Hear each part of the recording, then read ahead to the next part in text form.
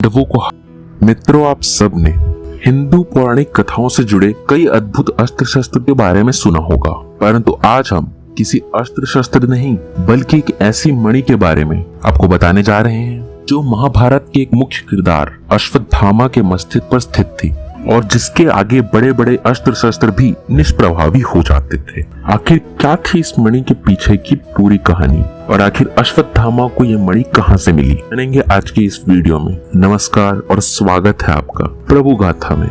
और अगर इस चैनल पर आप नए आए हो तो इसे सब्सक्राइब करना ना भूलिए।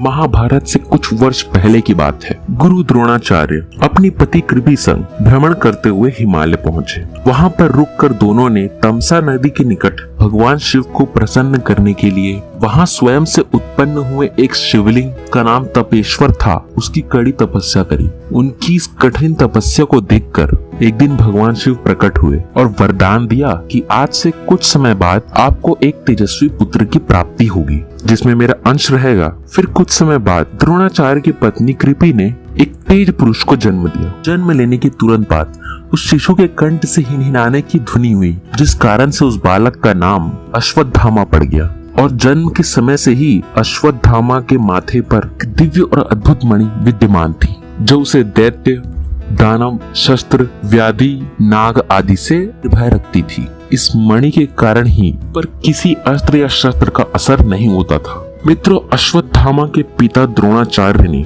कौरवों और पांडवों दोनों को शिक्षा दी, लेकिन महाभारत के युद्ध के समय द्रोणाचार्य ने कौरवों का साथ दिया। इसका एक प्रमुख कारण दुर्योधन और अश्वत्थामा की मित्रता थी। महाभारत के युद्ध के समय अश्वत्थामा कौरव पक्ष के सेनापति थे और इस युद्ध में अश्वत्थामा ने अपने पराक्रम का जो प्रदर्शन किया था उससे हर कोई अचंभित हो गया था। जहां एक तरफ अश्वत्थामा ने पांडव पक्ष के द्रुपद कुमार दानिक, घटोत्कच के पुत्र अंजन पर्वा, जैनिक आदि का वध कर दिया था, वहीं द्रोणाचार्य ने भी पांडव सेना को बहुत परेशान किया। इन दोनों पिता पुत्र की जोड़ी से पांडव सेना में हड़कंप मचा हुआ था और पांडवों के लिए अब अश्वत्थामा एक सबसे बड़ी समस्या बन चुके थे और वे समझ चुके थे कि जब तक के यह दोनों हैं तब तक कौरवों को पराजित करना असंभव है। पांडवों को हारता हुआ देखकर श्री कृष्ण ने युधिष्ठिर से कहा कि आप ये झूठ फैलाइए कि अश्वत्थामा मारा गया, लेकिन युधिष्ठिर ने झूठ बोलने से साफ मना कर दिया। जिसके बाद अवंती राज नाम के राजा के एक हाथी को भीम के हाथों मरवाया गया और जिसका नाम अश्वत्थामा ही था। द्रोणाचार्य ने इस बात की सत्यता को जानने के लिए युधिष्ठिर से पूछा, क्योंकि युधिष्ठिर कभी झूठ नहीं बोलते थे, और उन्होंने उत्तर में कहा कि हाँ, अश्वत्थामा मारा गया।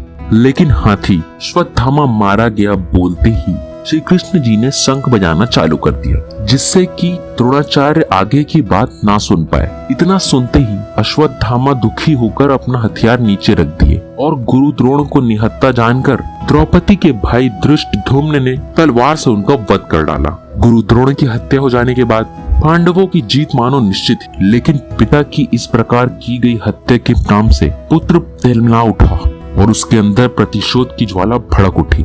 इसी प्रतिकार की भावना में अश्वत्थामा ने युद्ध के सारे नियमों को ताक पर रखते हुए पांडवों के खेमे में घुसकर द्रौपदी के सोते हुए पांचों पुत्र और धृष्टद्युम्न का वध कर डाला। अश्वत्थामा के इस कृत्य की घोर निंदा हुई और जब ये बात द्रौपदी को पता चली तब उसने पांडवों को अश्वत्थामा को लाने के लिए कहा। द्रौपदी का विलाप सुनकर अर्जुन ने अश्वत्थामा का सर काट देने की प्रतिज्ञा ली। अर्जुन की इस प्रतिज्ञा को सुनकर अश्वत्थामा भाग निकला और जब अश्वत्थामा ने देखा कि वह चारों ओर से घिर रहा है तब उसने ब्रह्मास्त्र का प्रयोग कर दिया और मजबूरीवश अर्जुन ने भी ब्रह्मास्त्र का प्रयोग किया। तब महर्षि वेदव्यास जी ने दोनों से कहा कि तुम दोनों अपने अपने ब्रह्मास्त्र वापस ले लो, नहीं तो महाविनाश हो जाएगा। ऋषियों की यह बात सुनकर अर्जुन ने तो ब्रह्मास्त्र वापस ले लिया, लेकिन अश्वत्थामा को वापस लेने की विद्या याद नहीं थी, इसलिए उसने उसकी दिशा मोड़कर अभिमन्यु की विधवा उत्तरा के गर्भ में पल रहे पुत्र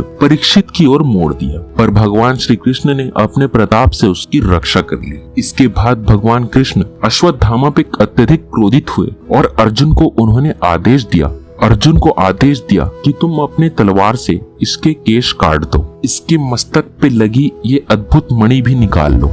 अर्जुन ने उनके आदेश का पालन करते हुए उसके केश भी काट दिए और उसकी मणि भी निकाल ली और साथ ही श्राप भी दिया कि तुम यह अपने मस्तक के घाव को लेकर कई अधिक वर्षों तक के भटकते रहोगे। इस प्रकार जन्म के समय से प्राप्त वो अद्भुत मणि अश्वत्थामा के पास से हमेशा के लिए छिन गई और उसे युगों युगों तक भटकने का श्राप मिला। दोस्तों, ऐसी मान्यता है कि आज भी अश्वत्थामा इस पृथ्वी पर भटक रहे हैं और कहा जाता है कि मध्य प्रदेश के बुरहानपुर शहर से 20 किलोमीटर दूर असीरगढ़ का किला है और इस किले में एक शिव मंदिर है जहां प्रतिदिन सुबह अश्वत्थामा पूजा करने के लिए आते हैं।